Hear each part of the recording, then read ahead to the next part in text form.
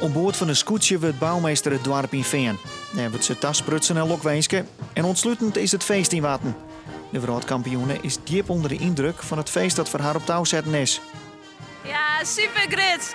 Grut op een familie en op het dorp dat ze dit ooit voor me georganiseerd hebben en dat ze met een feestje kunnen bouwen. Ja, dat is echt fantastisch. En als ik de een eentje aan boord zit, die Santander. En dan komt ze in eentje de finishlijn. En de eerste gaat echt maar mijn coach spiert op het wetten. En dan had je net het idee dat de familie samen mooi leeft. De familie het heel het warm.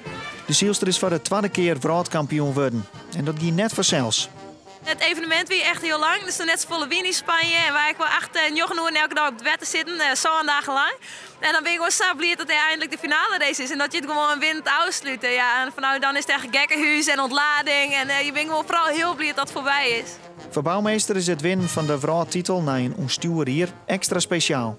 Dit is voor mij echt nodig eigenlijk. Vorig jaar had mijn coach me in de steek litten en die woonde net maar mijn vierde.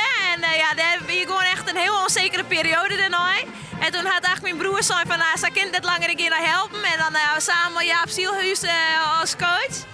Ze wist zo geduldig mooi wie was en dat ik het nou maar hun keer vieren. Ja, dat maakt het gewoon extra bijzonder. Nou ja, en dit hier ik echt nodig. Ik als bevestiging naar mezelf daar van, ja, ik kind nog steeds. En ik hoop dat er nog volle meer titels volgen.